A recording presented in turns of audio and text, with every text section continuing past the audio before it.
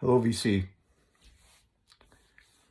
Thought today we would take a look at an album, one of those records you walk into the record store without the intention of buying, and as you're flipping through in this case it was the jazz bin, the new release, not new release, but the new use stuff coming in, and you see an album that looks intriguing, and a couple of the names kind of sound familiar to you, so you grab it. I think at the time I paid I was $5 or $6 or $7 for it. It certainly wasn't any more than that. And you take it home and you play it, and you go, wow, that was more than I was expecting. You hope that maybe with an album like that you might get a track or two that you really, really dig. But this was a record I liked all the way through, although there is a one track on it. So the record that we're talking about that I grabbed, it was probably 10 years ago or so when I grabbed it, is Norman Connor's Dark of Light. This album came out in 1973, and it's a gem. Originally, I'm not mistaken, this originally came out on well, this is the Buddha. This is a different cover. It originally came out on Cobblestone, and then was re-released on Buddha. This is the Buddha cover. I don't think it's. I remember seeing the original one time, and this one might not be as good. I'm not crazy about the cover, and I don't think the cover really does the music. It's not bad, but it doesn't really do it justice. Listed on the front cover right away, you'll grab your attention: Herbie Hancock, Stanley Clarke, Eddie Henderson, Billy Hart, Buster Williams. So, it's kind of worth checking out just for, the names that you kind of see on there. And I'm not a jazz aficionado by any stretch of the imagination. My taste in jazz tend to run more on the spiritual, free end of things. I just most bop and that doesn't really interest me. I went through a short phase where I really got into that for just a short while, and I found ultimately that for me it just wasn't satisfying. But your mileage may be different, and that's cool. I know people love that stuff, and the Blue Note era stuff, and there's some amazing music on there. I have some of that stuff too, but on this album, I think right from the beginning, and on track one, you've got this Dark of Light track, which comes off as this Pharoah Sanders. Imagine late '70s Pharoah Sanders meets fusion, Stanley Clarke fusion. It starts off with this really cool classical acoustic guitar intro, which right away kind of hints at that this album is preparing you for something just a little different than your average jazz record. And right from that, it's just a very short little intro.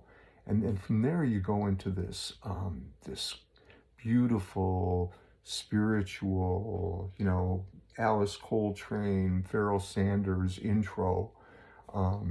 It doesn't quite deliver on that, because I think that if they had allowed for maybe some more wild sounding horn sounds to come in at that point, I think for me personally, it might have been a better track, but it's still very compelling and well worth hearing. It's a longer track on side one, and the rest of side one doesn't quite live up to it. There's another track called Butterfly Dreams. It's okay, but it's side two that really delivers.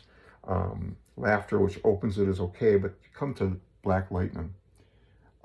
This is an amazing piece of music, and really the reason that this is still in my record collection. This plays like Pharoah Sanders meets, and as crazy as this might even sound, like Miles Davis meets Pharoah Sanders kind of collaboration. Of course, it's not that, but it almost has like a feel like that. This is an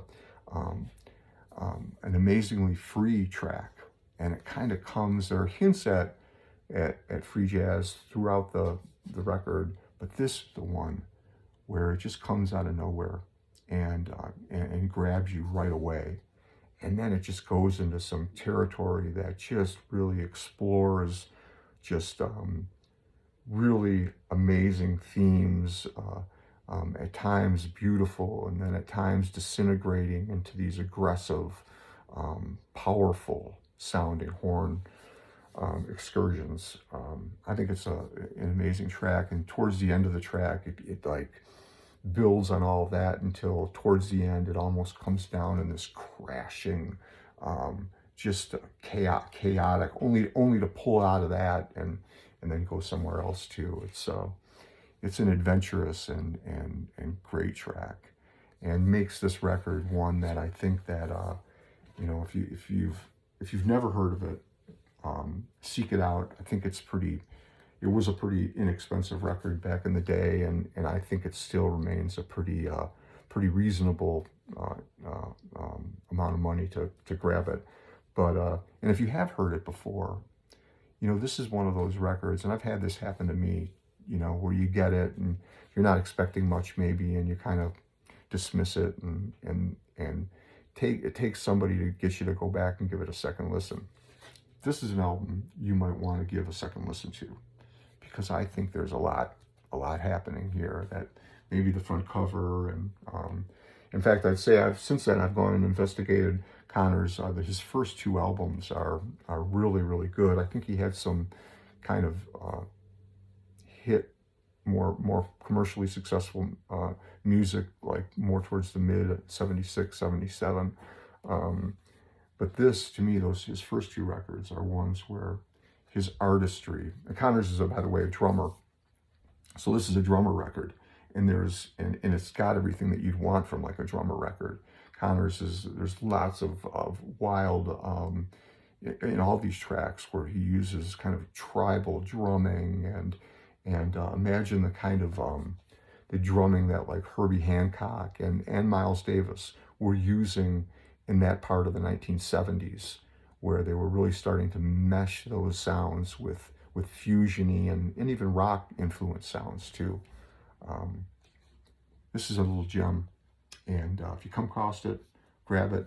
If it's cheap, I think it'll be worth your time, and it may be that album that it's become for me, which is that nice little gem that you have in your collection that you didn't pay a ton of money for, but you love as much as you might love those $100 records that you have too. So anyway, thanks for listening, and have a good night.